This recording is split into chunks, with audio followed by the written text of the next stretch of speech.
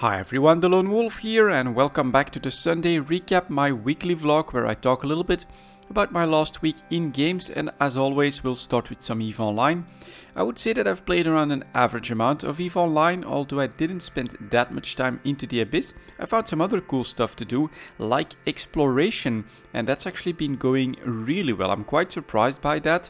Well, on the other hand, there is an explanation, of course. Lots of the solo players are probably running abyssal sites like crazy at the moment, and as a result I found that there's less competition out there for active exploration, and I found a lot of those combat sites to do in my auto jackdaw. One of them dropped like 120 million ISK in loot, so that's been going quite nicely, and it's a lot of fun to me to not only focus on the Abyss, but also to get into some exploration, to do some other stuff in EVE Online. I even did some mining last week as well, when I blew up the chunk from the moon mining. That happens on Thursday every 2 weeks. That is my current schedule that I seem to be able to hold, and that's how I'm doing that at the moment. So Thursday around 1500 EVE time, if you actually would like to join one of those, then it's moon base alpha for you in detail. And next to that, of course, the blueprint copy business, that's been going decently well, I would say. I'm still selling alright, but I am also slowly lowering my prices just so that I have a bit more turnover, because it has slowed down substantially. I think especially now that there's very little news on more structure stuff coming out from CCP at the moment. That I think is one of the reasons why that market is slowing down a little bit. And it is the time for preparation. If you've watched EVE Talk from yesterday, you know that there's lots of stuff on sale and in pretty low regions. It's also heading into or at summertime at the moment, so everything is slowing down in the game, and in my experience this is a nice time to make some investments if you want to do them. We know that Plex is pretty low, we know that minerals are low. I'd consider that one pretty risky because you are dependent on some outside factors there to come back, whereas Plex, for instance, are based on sales. So I'd say it's a pretty good time. Oh, and of course PI, that's actually where I was going with all of this. With the lack of news around structures at the moment, lots of advanced PI materials are also coming into very low regions, and for that longer term we know that there's gate building on the horizon. We know that they still want propaganda towers and things like that as well. So yeah, very interesting time in the market, I think, if you're looking for those medium to long term investments. And that's basically what I've been doing last week in EVE Online. Next up we have the World of Warcraft. Here I have not played that much, to be honest. I did do my emissaries every single day. I sent my followers out to earn me some extra golds every single day. I'm now at like 200,000 gold, but I do basically feel ready for the expansion, and there are some rumors flying around that in like the first week, like either the 1st or the 10th of July, we'll get the pre-patch where we'll get quest lines that'll start to introduce us into the battle for Azeroth. Lots of changes to our artifact weapons, probably to our skills and our talents and things like that as well. That is something that I do look forward to, but between now and then I am definitely playing pretty casually in maintenance mode, whatever earns me some quick and easy gold, doing some battlegrounds here and there. It's really not much more than that at the moment. I do look forward to BFA, and it may surprise you a little bit, but I have not been playing the beta at all at the moment. I can't shake that feeling of you know, when the expansion hits, I'm probably going to play that pretty hardcore, and I don't want to feel like I've done all of that before during the beta. And so as a result, I'm really just leaving that for what it is, focusing on having fun, doing some other stuff, and just you know, charging the batteries up, being ready for the battle for Azeroth. Lots of changes there that do look quite interesting, and it's coming out like August 14th, so that is when you can expect some pretty intense World of Warcraft. After that, staying with some Blizzard stuff, I played a little bit of Hearthstone. It's really not been a lot. Probably one dungeon run every 2 days, something like that on average, I would say. I want to, you know, have some fun there. So what I usually play is with the Time Tinker.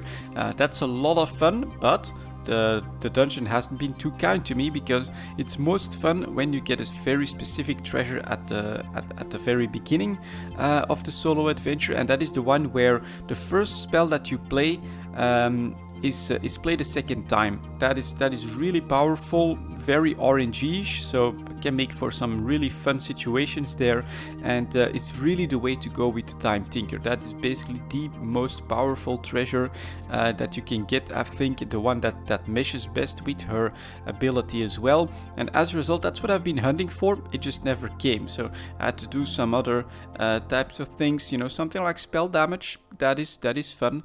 I also had one where I had so many legendaries that only cost 5, really good, until of course the opponent has Amalgamate, used that twice, and you're up against like a 39-39. But all in all, I do still enjoy the Hearthstone solo adventures, but I've also beaten them at this point, so I'm not sure how much longer I'm going to actually use that game as my casual, relaxing game. You know, I'm looking at other stuff as well. I'm even considering starting another Banish Town at this point, so we'll see how long. At the moment I'm still having fun with it, but I'm also starting to come to my limit, and that is decently quick, of course, considering that these solo adventures, we can expect more of them, maybe with another expansion or something like that, so it's going to take some time before Blizzard comes out with even more of them. But for now, yeah, it's still a good amount of fun, but it is waning off, and I'm probably going to look at something else in the near future. And then for the final game, it's also something that I'm doing pretty casually, but I have been working a little bit on my archer in Skyrim, a playstyle that I've never really tried to get towards a finished character in when it comes to Skyrim, so it is definitely pretty interesting. I have Lydia as a follower now. I'm giving her as bulky an armor as I can, and as many toys as I can as well. I'm giving her different staves and things like that, so she uses lots of different stuff whenever we are fighting for a longer time. I think that is pretty cool.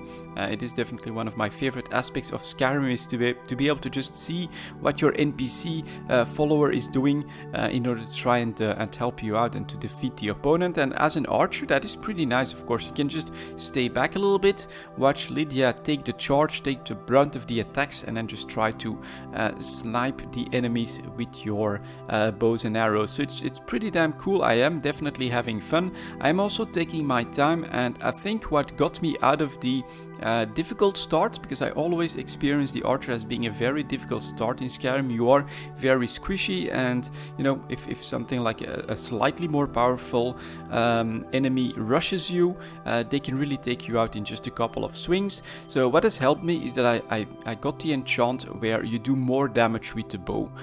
So I've been putting that on as many pieces as I can. It's only 5%, but it really does feel like it helps that whenever I'm in sneak mode and I can get that first arrow in, even on a very powerful monster, you can just evade a little bit, add a couple of arrows, defeat him that way. And so I'm starting to feel a little bit more powerful, basically, thanks to that enchant. And so still not sure what I want to do with the archer when it comes to quest lines. I'm also considering the vampire quest line. You know, it would fit really well, I think, with an archer type. You know, get something like a crossbow, use the bolts, things like that could be cool. Someone suggested the Dark Brotherhood. That could be very interesting as well. I think I've done that once. I can't even remember half of it anymore. Or the main quest line. That's been a very long time as well. Maybe we'll do more than one, but at the moment I'm still basically building the character to a point where I'd say, okay, this is the one that is going to get started on all of these adventures. And other than E3 next week, where I am going to look for maybe other interesting games that I might look into when it comes to future projects and future videos. Yeah, I'm not sure. I think Nova, you know, from CCP could be cool as well. I have seen some more like job postings posted on Twitter. Lots of stuff that has to deal with Nova as well. So hopefully we'll get some information on that and maybe some beta access or something.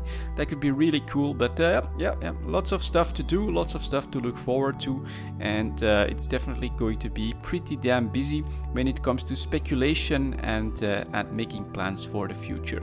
That's it for this week, guys. Thank you very much for watching, and I'll see you all next time.